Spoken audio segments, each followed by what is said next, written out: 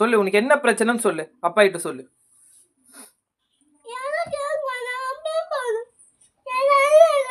உன்னை அழு வைக்கலடா தங்கம். உனக்கு உனக்கு உனக்கு என்ன பிரச்சனைன்னு அப்பா கிட்ட சொல்லு. அப்பா உன் பிரச்சனையை சால்வ் பண்ற. உனக்கு என்ன ப்ராப்ளம்? நீ ஏன் அழுற? என்ன வேணாம்னு சொல்லு. எது வேண்டாம்? உனக்கு பிடிக்காது அப்பா ஏதோ பண்ண மாட்டேன். டானிக் வேணாமா? உனக்கு அந்த டானிக்கு தான் பயப்படுறியா?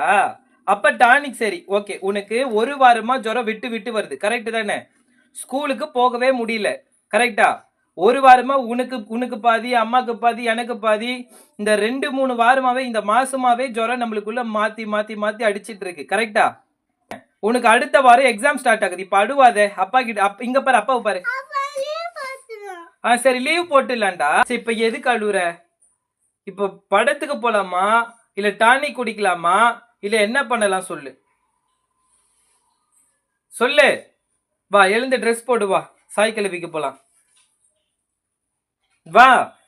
இப்ப எதுக்கு அழுவுற? ஆன்டிபயோட்டிக் போட்டினா தானே ஜுரம் அடிக்காது.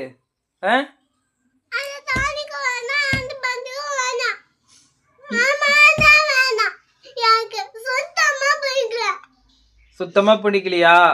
வீட்டுல இருக்கும் போதெல்லாம் உனக்கு ஜுரம் எதுவுமே அடிக்கல.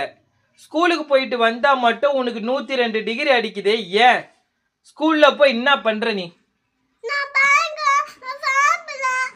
நீ படிக்கிற சாப்பிடுற கரெக்டா தான் பண்ற. அதை தவிர்த்து நீ என்ன சாப்பிடுற? எதனால உனக்கு ஜுரம் அடிக்குது? 102 டிகிரி ஜுரம் அடிச்சா யார் தான் தூங்குவா? உனக்கு உனக்கு எதனா ஆச்சுன்னா எப்படி நான் தூங்குறது?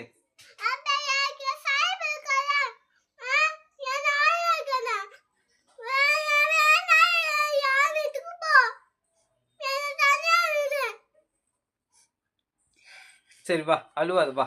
வாடா, அழுவாத வா. சரி பேண்ட் போடுறி குழந்தைக்கு. சாய் கிளவிக்கு போலாம். அப்படியே அந்த டானிக் லைட்டா கொடுத்துரு, ரொம்ப கொடுக்காத. சரி அழுவ கூடாது.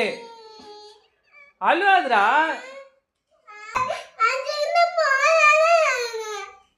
இப்ப என்னதான் ப்ராப்ளம்? ஆன்டிபயோட்டிக் குடிக்கல அப்படின்னா சரியாகும். போடு, கொஞ்சோண்டு குடிச்சிரு. குழந்தை கொதிக்குதுடா.